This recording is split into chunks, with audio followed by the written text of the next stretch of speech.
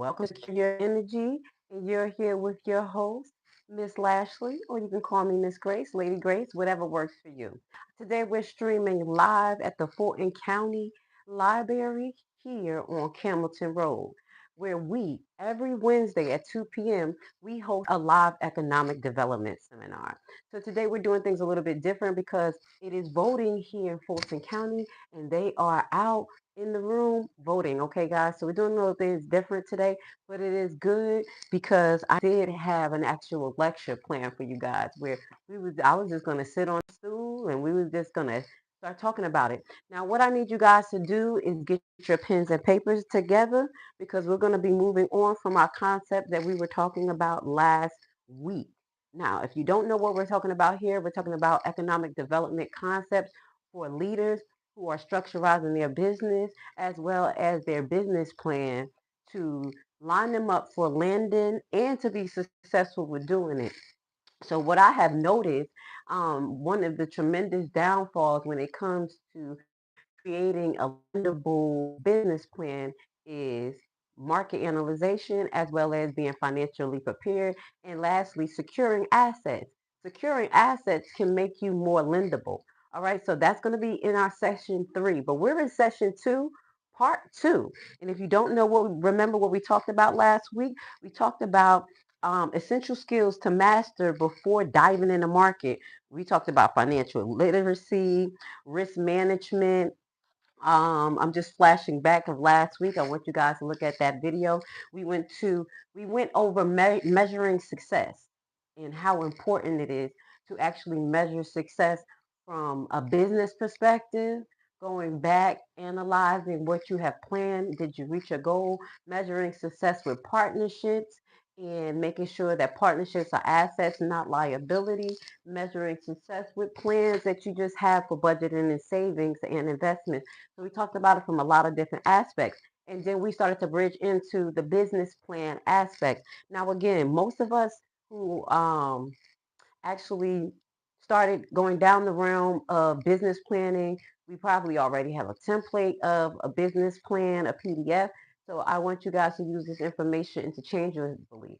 If you guys have researched a PDF for your business plan that you are comfortable with, use that outline. But again, you can always add more or take some things out. So we're going to kind of talk about some of the things that you want to make sure that you have in your business plan. Now, the reason why we're talking about these particular aspects of the business plan, because again, I want you to ensure that you're lendable. I'm not just here saying, okay, let's just make a business plan, guys. No, I want you to be lendable and I want you to be successful when you go put your first application in. Okay.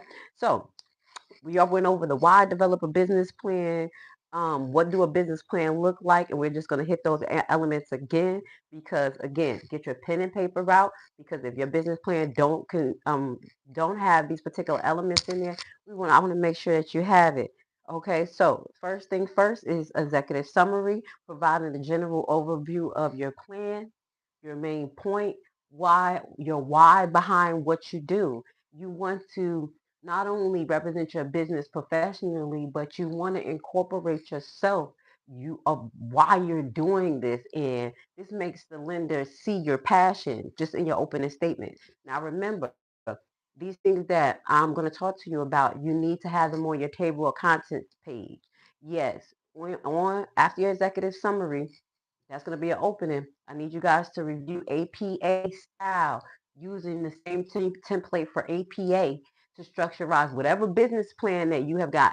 Most likely, most PDFs that came from a professional website that gave you an example, they are APA kind of like format, Time Roman 12, that type of stuff. That's what I'm saying because we're entering the business world. I know you want things to look fancy, some things in cursive, some things, no. New Time Roman. Let's go. So your table of content will have these things listed or whatever you have in order throughout your business plan. So I'm just giving you a little example. So your table of content, you'll have your background and history, what you're going to add to that, business goals and objective, description of your product and services, market description and assessment. These are the parts of your business plan that you will be completing. Competition assessment. This is something that we're going to be talking about next week when we talk about a little bit more about market analyzation and creating your business plan. We're going to move on to today's lecture. All right, let's see what happened. Hopefully we back. Had some good service. You think so? Ooh. All right, guys. I hope you guys can hear me and see me. We was having some broadcasting issues, but we were basically giving you the information for your table of content. Does that make sense? So we're gonna be moving on. So you can add things to your table of contents, you make sure that it is in order and that you are numbering your page. Now, moving forward, we're going to be talking about structurizing. We're going to move on to structurizing your business plan for clarity. So again, I'm just going to give y'all a little bit more to add to the sections that you may need based on your business. So again, we talked about executive summary, um, company description, products and services description, market analysis and strategy is going to go together. Organization management, we talked about that last week about the business structure. In about a year or so, you're going to be consultating, having someone that you actually contract with, I do apologize, and market for you. So that's going to be something in your business plan. And you say in 2 years, I'm going to have two people who market for me, help me structure the robust marketing plan based on my sector. I have this in mind. Okay.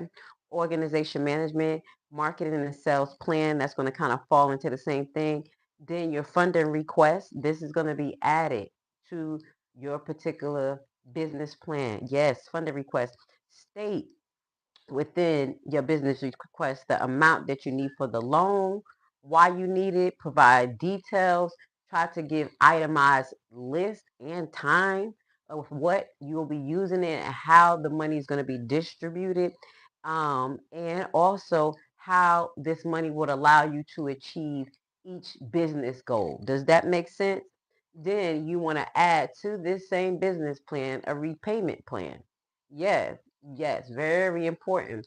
So you'll say, listen, for the first 12 months, I plan to, I'm going to use this amount of money that I have in my savings or some part of the loan to make sure that the first 12 months is paid for. So that is separated from the amount that I'm actually going to be using. And that is really smart to make sure that the first 5 to 6 months of your loan that you have that money secure. And I do think that if you don't have all of it secure on your person, that you should use some amount of that loan to make sure at least the first 5 to 6 months is paid for. Does that make sense? So repayment plan, you want to add that. And your appendix, include all supporting documents, whatever you may need, such as team members, your resume, your tax return, market research data that you adding to this particular business plan, business license, your license credentials, and any other legal documents you may need.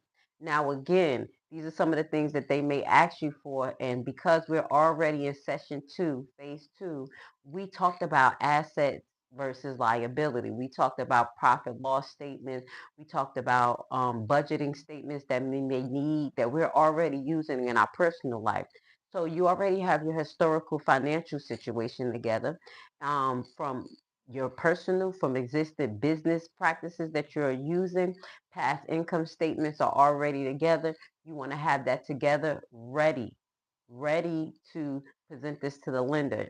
Income statements, cash flow statements, balance sheets. These are the examples of what we talked about. Breaking even analysis. You want to even let them know what happened if you break even. What happened if you don't break even? Leave that to the side, but you know what I'm saying. Be a little diligent. So you want the lender to know that you have a plan from point A to point B to point C. So you want to build the lender's confidence with these supporting documents. All right. Other things as we go into session 3, we're going to talk about acquiring assets. As you guys know, I specialize in investing in alternative real estate, such as tax liens, deeds, foreclosures, sheriff's sale. My main position is to teach the people who I come encounter with to make sure that you guys are safe when you invest in these different platforms. So again, with that goes to say that was a little infomercial. You want to use the collateral that you have. Maybe it is a piece of land, maybe it's a house or something, and add that to your business and plan and say, hey, I have a backup plan. So if something happened, I can liquidate this and make sure that I can pay you guys. Invest your own capital. Say that, hey, I have this amount saved up. This is how much I invest every month. These are the things that they want to see. Be prepared for scrutiny, especially if you have something that is specialized in the market. They want to make sure that they're lending to the right person and make sure that we build a strong credit history. And again, this can be done just by you budgeting and saving for the first 6 to 7 months of you getting prepared to start your business. Okay. Now, again, this is some of the things that I want you guys to keep in mind. You can add this to your business plan or you don't have to, but I'm making sure that you have the most thoroughest business plan in the universe. So again, as you're talking about how much your product is going to cost, how much you may be able to sell it on the market, you want to make sure that you touch this topic: cash flow analysis, the net cash from your operation activity versus what's going to come in, positive cash flow trends. This is when I will make more money in this particular industry because of this is happening. It's wintertime or it's summertime. These are the things they want to see, that you actually thought about it, not only just throwing numbers on the page. You're paying attention to the seasons, how the cash flow is going to go. You want to at least give them a 2 to 3 year plan within your business plan. Okay, so debt specified ratios. Okay, this is what you want to keep in mind: debt service coverage ratio. This compares the business net operation income to its total debt payment. What is your debt to income ratio? Now, this is not what you want to add to the business plan, but you want to keep that in mind while you're creating a business plan, so you realistically come up with a business plan that's doable. Because this is my debt to income ratio, because you're coming in with your personal debt, you're coming in with your personal credit card debt or whatever is going on. You got kids in college, all types of stuff. So keep this in mind realistically, but it won't be in your business plan. Okay, so debt to equity, and we're going to talk more about building equity while we talk about acquiring land through scavenger sale, land sale, just little things. While we have these assets, we can show the lender like, hey, we have this. This is what we can liquidate, or this is what we can use for our business. Okay, this is the security. Profitability and liquidation. Again, your profit, this is what you want to show them too. Then this is what you can add. My profit possibly in the first year can be 51,000, or I can break even, and I have something to fall back on because I have something liquidatable if I don't need the profit margin that I want to, and I become in the deficit with my borrowing and lending practices. You want to have like a robust conversation with the lender through your business plan, so they don't have to scrutinize you so much, honestly. Okay, so remember, credit history means a lot, but we've been working on that for 6 to 8 months through our personal credit history, also building some of our business credit history by linking the both and making sure that our first credit card or a line of credit is directly related to our business and business only, and we don't use it for anything but our business, i.e., I'm in real estate. My first business card was Home Depot, and it's still Home Depot. Okay. All right. So these are some of the things that you can add to your business plan, interchangeable. I talked about some things you want to keep in the back of your mind. Again, we're not only talking about actionable things here, but we're talking about a mindset change. And once you change your mindset and the things that you do, things are going to flow really easy for you. And you're going to be able to implement this across the board. across the board in your life, your business, all types of stuff. Okay. So unlocking success, the essential guides for business marketing analyzation. And that's what we're going to be talking about, analyzing the market. Okay. Why? Because this is a part in the business plan that is severely lacked. And I think that's what the lender is looking for. And when I made my first business plan, that was very, very successful. And I have to highlight this because I missed this in the beginning. A typical business plan is going to be between 20 to 30 pages. That's why I said take your time. This is a whole 6-week course plus, and you were already doing your sections one by one. You emailed yourself at the beginning, objective. This is my objective. This is my product. You did it one by one, 30 days, and now you have 30 pages. Okay, so don't be intimidated because you're going to love the outcome because you took your time. You don't need to do this all in one whop. Okay, now we're going to talk about market analyzation. Starting the new venture or planning expansion of your business can feel like setting sail, okay? Like you're in the ocean, untethered land, okay, untethered water. Okay, but we want to start off with your vision, your product. You want to immerse yourself in your passion. Make sure that you know your why. And that's at the beginning of your business plan. Remember, know your why. Have a why behind it because on days where you're not motivated and it's hard to wake up to be a business owner, your why is there. Maybe it's your family. Maybe you want to build generational wealth. Maybe you want to just leave the work sector and never have to do this again. Show your kids something new. Okay. Understand your why. And you also want to map out the way you do things in your life and throughout this business plan. Okay. So some of the reasons why you want to do a thorough market analysis, and it's not optional, just to give you a heads up. 7 points. One, it reduces your risk. Knowledge is power. Understanding market demands, competition, potential hurdles means that fewer nasty surprises come up for you guys. Okay. You wanted to identify your opportunities. You're already looking at your competition and some opportunities you can take. They're doing things a certain way that you can do it the same way, but not totally because you want to make your brand your brand. You don't want to go get in trouble for copyright or trademark or anything. You know what I'm talking about. All right, but you always paying attention to what's going on, identifying opportunity, discovering untapped niches. That's what I said. Everybody have your own niche from different cultures, different areas. Sometimes it's cold here, sometimes it's hot here, it's always hot here. You can make your own niche in your industry. Okay, serving your people around you. Untapped niche, emerging trends, unmet customer needs that your product or services can fulfill. These are the things you're thinking about while we're analyzing the market. This is the most important part of today's lecture is that we're doing market analysis. It's a mindset and it's certain theories I need you guys to know and you put it together. Okay. So if it's things that you have not heard, just text it to your email and go back and just while you're laying in the bed and say, yeah, market analysis. What type of market do I have? Do people actually buy this product in my area? So since they don't buy it in my area, how would I market outside? And then you just start thinking and you just keep texting to yourself. And then you have a whole long email. And when it's time to put it inside of your business plan, you already have structurized ideas. And all you have to do is just put it in order and make it make sense. Does that make sense? That's actually how I did my business plan. And it took me about 45 days.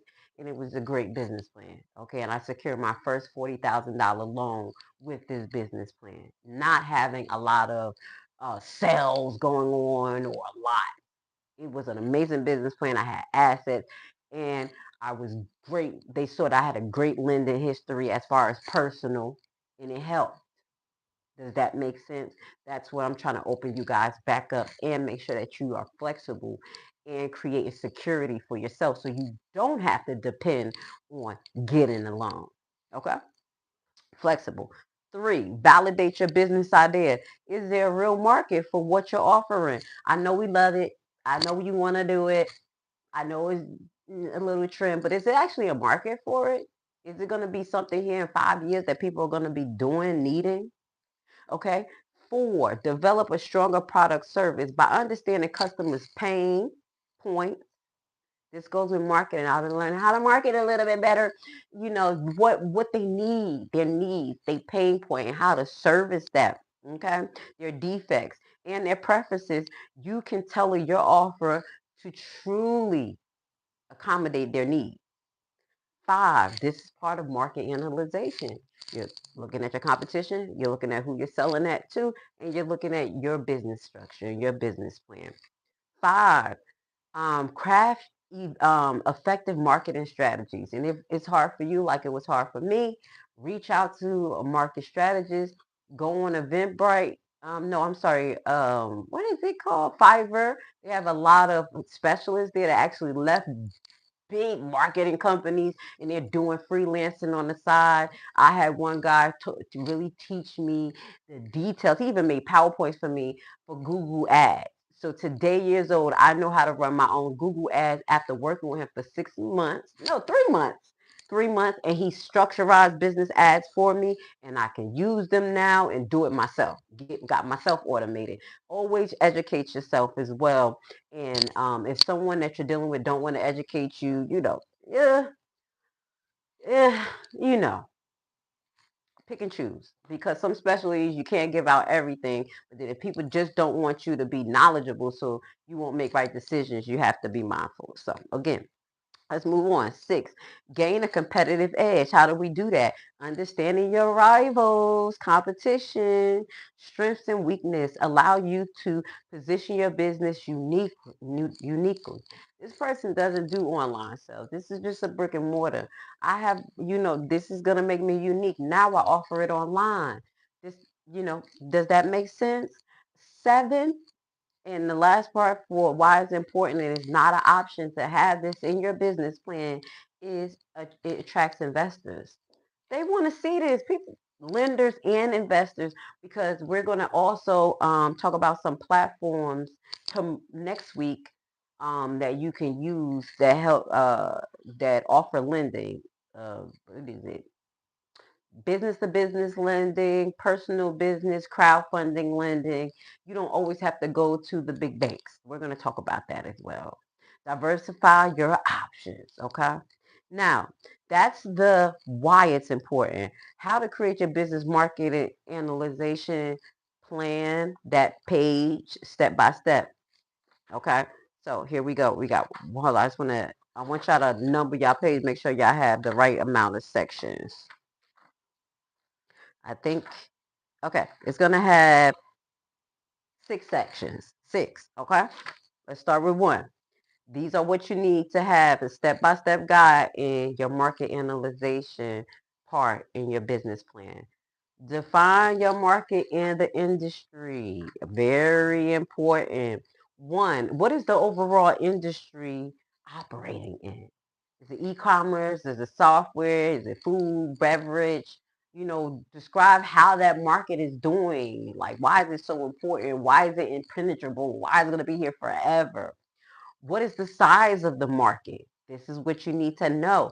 Total accessible market. And you can Google this online. How many potential customers, or how much revenue does it generate annually? Again, I gave an example. I sell waist trainers. So that's a market out here. And I said, how many companies sell waist trainers in Atlanta? Then it says, what type of companies? And how many people purchase waist trainers? Why? What type of people? And that allowed me to get my niche, because I said to myself, just giving you an example, I'm not star-studded. So I would never have like, a rapper or a singer wearing my waist trainer. I would hope so. But my niche is healthcare. So I made sure that my waist training was based on healthcare, based on passive weight loss for people who work long hours, who need back support, who maybe have spinal injuries and they need to keep the mid area small, that type of stuff. So I created my own niche within waist trainers. Does that make sense? Even though it's a big industry, I was able to show that in my business plan. Just giving you an example. So the size of the market, taking your part out of it, giving them some numbers. What is the growth rate? What is the potential? There's always going to be somebody with back injuries. There's always going to need somebody need physical therapy. Always need to lose weight. Also, I can market to postpartum women as well. These were some of the things. I'm just giving you an example in my particular industry, but I need you guys to apply this to your industry because these are the concepts you're going to be using in your market analyzation section. The lenders love this. They love details. Okay, they love it. Now, identify subsegments, just like I just told you. There's so many subsegments, and you figure out what subsegment is for you. Okay.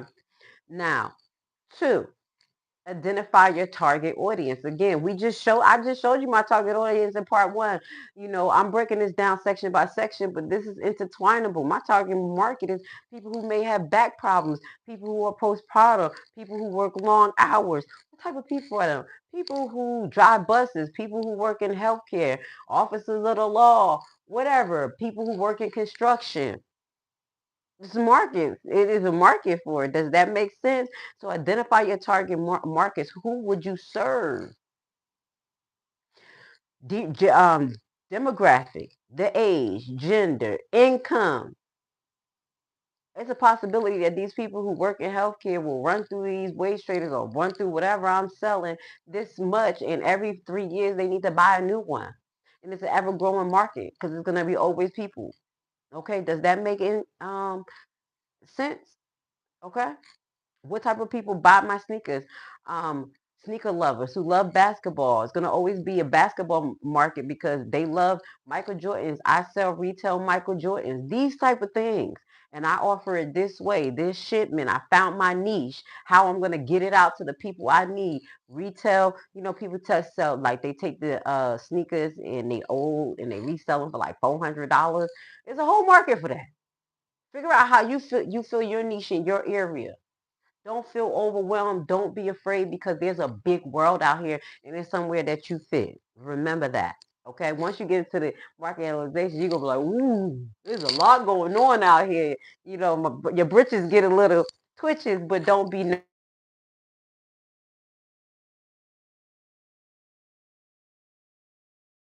I hope they can hear me because Mama Sharp just called me. You can hear me now? Okay. You can see me? Oh my God. Sorry, y'all. I just got a phone call and I'm live. We was getting through it. We're getting through it. I hope you guys are taking notes and we're doing well again. My name is Lady Lashley. You can call me Miss Grace. I'm here every Wednesday at the Fulton County Library doing economic development seminars for leaders, entrepreneurs, people who are going to be innovators in their communities and be able to govern policies in their communities. You know how? Because you're going to be innovative leaders in your field, knowledgeable, community-based connections, networks, and you're going to create a powerhouse behind you and your company, and you're going to be able to structurize the needs in your community by going to your elected officials and say, hey, this is the weight that I hold. My business bring this revenue. I pay this amount of taxes, and we need this. And we have this amount of people that will sign these petitions and do these type of things. Does that make sense? All right. So I'm just setting you up for the future. Now, again, identify your target audience. Um, this part two that we're talking about, the geographic, psychological geographics you want to know about. What is their interests, hobbies, values, attitudes about your product, about the tone of what you'll be selling? How do you tap in those ways? And you're going to talk to the lender through your business plan with this. I know people will buy my product because there's a need for this because this is missing here and da da da and yay yay yay. Does that make sense? Could you still hear me? Because it went down a bit low again. Okay, I just want to make sure. All right, so now three, analyzing your competition. Again, this is what you need. I said we're going to get into a little bit detail about this. Who else is trying to win the hearts of your customers? What are they doing? Who is your direct competition? Offering similar products, service, same audience. Indirect competition. Who is doing indirect competition with your business? Example, I teach people how to invest in alternative real estate. Sometimes realtors looked at me as though I was their direct competition. I said, no, I'm making them more lendable for you. And then I also bring students to you, realtors, who you can actually help when they're investing in this land. You can check it out. You can tell them about it, build some connects. Again, so remember, keep that in mind. Um, Analyzing your competition. Substitute products. What sorts of substitute products can replace your products? Because that's some competition you want to keep in mind. Alternatives that might replace your offering entirely. Streaming services, things like that. What can be a block, and how do you mitigate that and you work around that? Now we're still in three. We're part three of the marketing things that you need to incorporate in your market analyzation section of your business plan. If you don't know what we're at, we're three. Okay, and that is analyzing your competition, and I'm giving you the why behind it and some examples.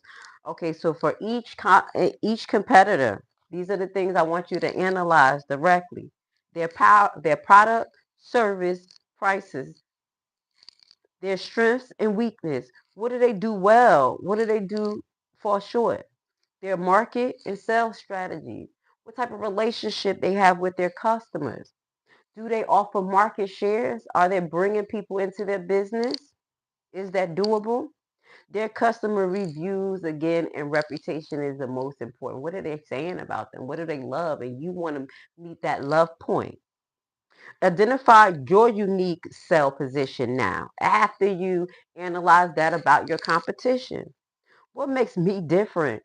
What makes my business better? How can I enhance it? All right. And these are the things that you may want to add that particular section to your business plan, or you just want to keep that in mind. But I think you do when you're talking about your competition, you're like, this is what makes mine's better. This is what makes mine's good. Okay. Now, four, understanding market trends and forces. What is that? How is the market going to affect my sales of my product? Maybe if there's an increase in mailing stamps, it's going to make my product go up 50 cents. How would that affect my customers? Would they like it? Would they understand it? So understanding market trends and forces, okay? So we want you to look at it like this. Analyzing is great, and this is a framework for you. It's P, political. What is the political tone? Remember that. Economic, government policies, regulations that may affect your business. These are the things that you want to keep in mind. Okay. You don't have to add this to your business plan, but these are the things that you keep in mind when you're doing your market analyzation section. Economy, economic growth, inflation, interest rates, employment levels, customer spending power and behavior. How would that affect my particular market? Oh, it's not going to affect it. Someone's going to always need to get their hair done. Someone's going to always need this beret. It's something they're going to always need this product. They're going to always need this vitamin. Social, demographic shifts, lifestyle trends, cultural values, public opinion about products. How would that affect your business in the near future? Keep that in mind. Legal, is there any laws that affect, especially to the people who were doing marijuana, CBD, this type of thing, getting into that industry? Was it, what was the laws and regulations? Those are the things you want to put into your business plan as well. Environment, climate change, sustainable concerns that you want to keep in mind. Maybe you live somewhere in the mountains. I don't know. Things are changing.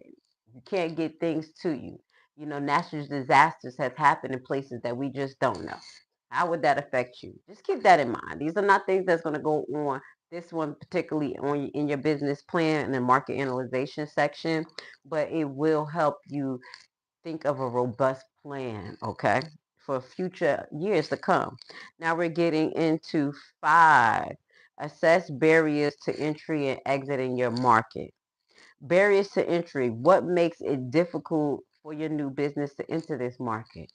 What are ways that you can mitigate that? Is it a high capital, complex regulations, strong brand and loyalty that you need? What is it? You want to think about it so you can start actually working around that right now.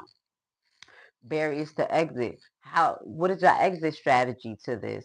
Again, as realtors, people who invest in real estate, sometimes they don't have an exit plan when it comes to it, especially some people who rent, and it becomes very strenuous to be a landlord.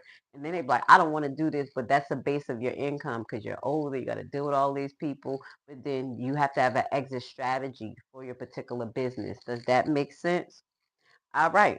So six, this is another, but the last part you want to consider under market analyzation of your business plan.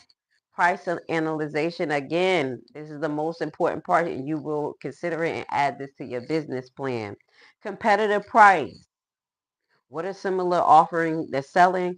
Value-based pricing. Again, don't overprice your product or undervalue your price. What do the consumer perceive your product as valuing? Not just what you perceive as well. On top of you have your base knowledge of what it actually takes to get it done. That's just going to be your bottom line. You got to make sure that you never price below that. All right. Cost plus price. What does it cost again for you to produce, and what profit margin do you need to be successful to meet your needs, to meet your goals? Again, because you're going to go back to this business plan and things that you have done to say, hey, I didn't make my goal, but maybe I can change it here. Maybe I can change it there. Okay. Or maybe, hey, I made my goal and I farly exceeded the goal. So, hey, maybe we're going to keep going this route and see what happens. So, price analyzation part six consists of competitive prices, knowing it, based pricing, cost based pricing, price elasticity. How sensitive are customers to price changes? Can you increase it in the next couple of months? Can you lower it? Would it help them buy more in a particular season? Determine a value price strategies that's balanced, profitable with the market, your customer, and yourself. Okay. So tools and resources for analyzing the market that you want to know is one, primary research. You want to look at surveys. You want to look at interviews, product reviews, focus groups that talk about your product, that observe the product trends, direct engagement with products. You'll see if you Google what you're selling, how many people engage in it. Okay. Secondary research. These are things that already exist that you can just pull up, which is government database like the Census Bureau, Bureau of Labor Statistics. This is if this includes your business, okay? Industry specified reports you can find there. Industries Association, Housing Association, I don't know, Workout Association, whatever it is, often publish reports, statistic trends in the market. And this is what you want to pay attention to. I knew some people who sell big equipment, them Kubota companies, and they get together and they analyze the market. They talk about new trends and they work together. Okay. So industry associations is the second tier of your market research for your market analyzation.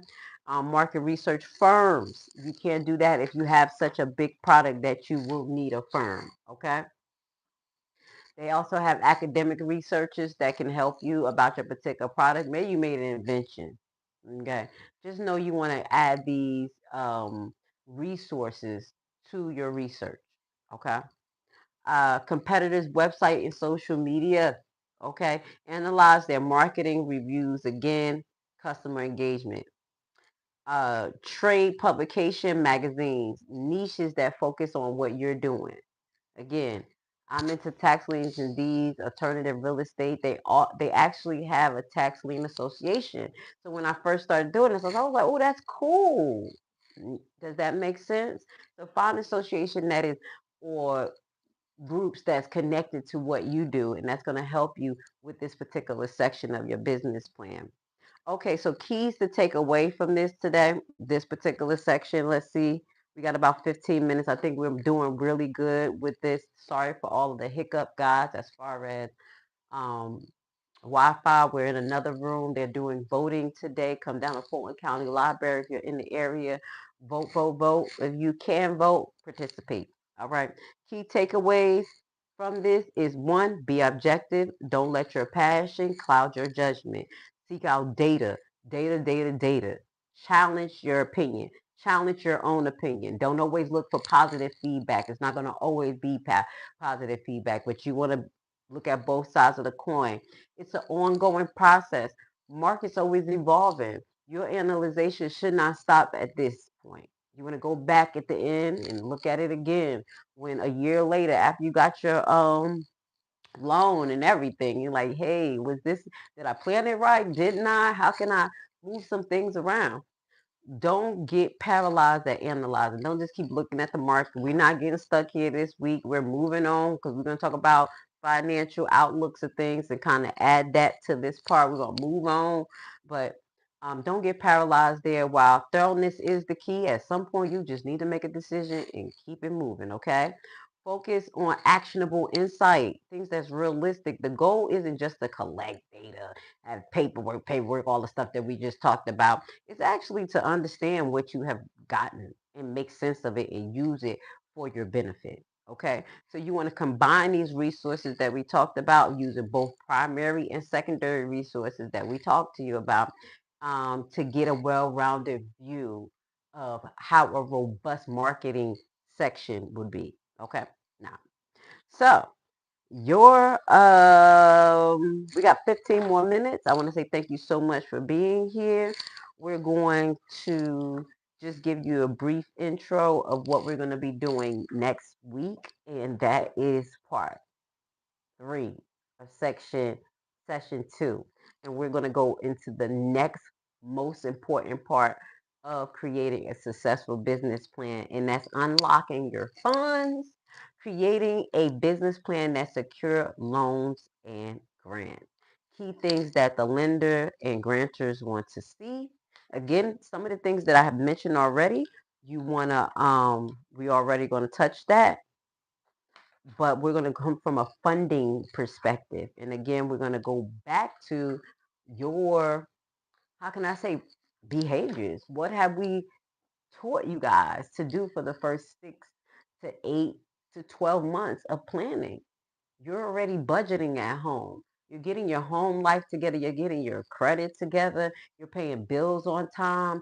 You're penny pinching. You're saving 15% to 15% of your income. Yup. First, remember that.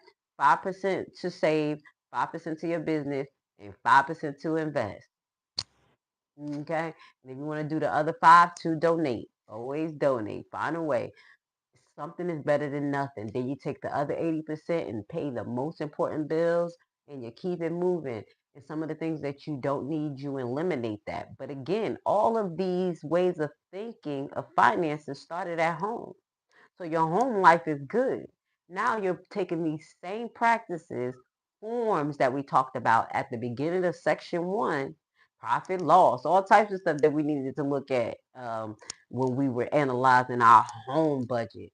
We're going to be doing the same thing for business. We already have it set up and we have the mindset. So next week we're going to be getting into that and crafting a robust financial projection for your business.